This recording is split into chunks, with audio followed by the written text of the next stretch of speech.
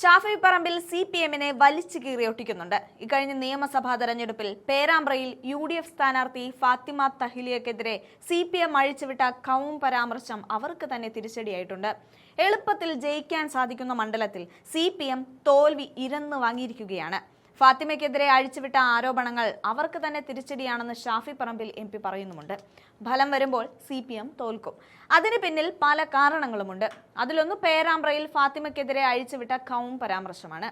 Announcement വാഹനത്തിലൂടെ വ്യാപകമായി വർഗീയത അഴിച്ചുവിട്ടു. Pen drive വഴി ഇത് കോപ്പി ചെയ്തു പ്രദർശിപ്പിച്ചതായും ഷാഫി പറമ്പിൽ ചൂണ്ടിക്കാട്ടി. വടകരയിലെ കാഫിർ സ്ക്രീൻഷോട്ട് അവർക്ക് തന്നെ തിരിച്ചടിയായത് നമ്മൾ കണ്ടതാണ്. അതിൽ നിന്ന് അവർ പാഠം പഠിച്ചില്ലെന്ന് തെളിയിക്കുന്നതാണ് പേരാമ്പ്രയിലുണ്ടായ സംഭവ വികാസങ്ങൾ. ഫലം വരുമ്പോൾ അവരെ കാത്തിരിക്കുന്നത് വലിയ തോൽവിയാണ്. അതിന് പിന്നിൽ ഇത്തരം ചില സംഭവ വികാസങ്ങളുണ്ടെന്നും ഷാഫി പറമ്പിൽ ചൂണ്ടിക്കാണിക്കുന്നുണ്ട്. എന്തായാലും ആ വീഡിയോ തീരുമാനിച്ചു, അതിനൊരു റെക്കോർഡിംഗ് സ്റ്റുഡിയോയിലേക്ക് അയച്ച് ആ റെക്കോർഡിംഗ് സ്റ്റുഡിയോയിൽ അത് റെക്കോർഡ് ചെയ്ത് അതിൻ്റെ കോപ്പി എടുത്ത് മുഴുവൻ അനൗൺസ്മെന്റ് വാഹനങ്ങളിലേക്കും കൊടുത്ത് അതിലെല്ലാത്തിലും അതിട്ട് പ്ലേ ചെയ്യുന്നൊരു സാധനം ഞങ്ങളുടേതല്ല എന്ന് പറയുന്ന ഒരു ആറ്റിറ്റ്യൂഡിനെ ഇനി കേരളത്തിലെ ജനങ്ങൾ അത്ര നിഷ്കളങ്കമായി കാണണം. വടകരയിലെ തെരഞ്ഞെടുപ്പുമായി ബന്ധപ്പെട്ടും സമാനമായ ഇൻസിഡൻസ് ഉണ്ടായിട്ട് അവസാനം കോഴിക്കോട്ടെ മാധ്യമപ്രവർത്തകർക്കെങ്കിലും അറിയാനും അവസാനം പോലീസ് കോടതിയിൽ സമർപ്പിച്ച റിപ്പോർട്ടിൽ അതിനെ തെറ്റുകാരായിട്ട് ചൂണ്ടിക്കാണിച്ചത് ആരെയാ?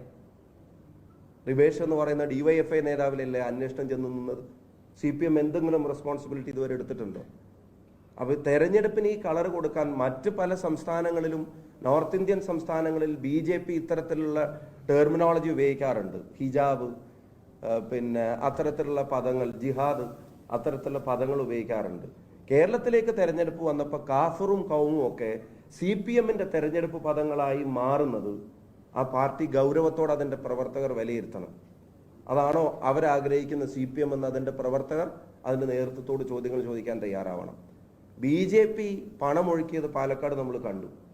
പണമൊഴുക്കിയ BJP ആ വാർത്ത റിപ്പോർട്ട് ചെയ്ത ഒരു മാധ്യമ പ്രവർത്തകനെതിരെ നടത്തിയ ആക്രോശം നമ്മൾ കണ്ടതാണ്. ഇപ്പോൾ മീഡിയ വണ്ണിൻ്റെ മാധ്യമ പ്രവർത്തകനെതിരെ നടത്തിയ ആക്രോശം നമ്മൾ കണ്ടതാണ്. നിങ്ങൾ ആലോചിച്ച് നോക്കുക, മറ്റെല്ലാ മാധ്യമങ്ങളും പറഞ്ഞല്ലോ ആദ്യം നിങ്ങളാണ് ആ വാർത്ത റിപ്പോർട്ട് ചെയ്തത്. അപ്പോൾ ആ BJP ലൈനിൽ കേരളത്തിലെ CPM-ഉം പ്രതികരിക്കുകയാണ്. വാർത്ത കൊടുത്ത ആളിൽ ഞാൻ പണം കൊടുത്ത ആളെ ന്യായീകരിക്കുകയും അത് വാർത്ത കൊടുത്ത ആളെ ഭീഷണിപ്പെടുത്തുകയും ചെയ്യുന്ന BJP ശൈലി തെരഞ്ഞെടുപ്പ് പ്രചരണത്തിന് അത്തരം ഡിവിസീവായിട്ടുള്ള കാര്യങ്ങളെ പിന്നെ CPM ഉപയോഗിക്കുകയാണ്. ആ പ്രവണത കൂടിയുള്ള തിരിച്ചടി ആയിരിക്കും ഈ തെരഞ്ഞെടുപ്പ്. വടകരയിൽ ഇതിനു മുമ്പ് അവർ നടത്തിയൊരു പരീക്ഷണം അതെങ്ങനെ പാളിയെന്ന് അവർക്കറിയാം. പക്ഷെ അതിൽ നിന്ന് അവർ പാഠം പഠിച്ചിട്ടില്ല എന്നുള്ളത് ഉറപ്പാണ്.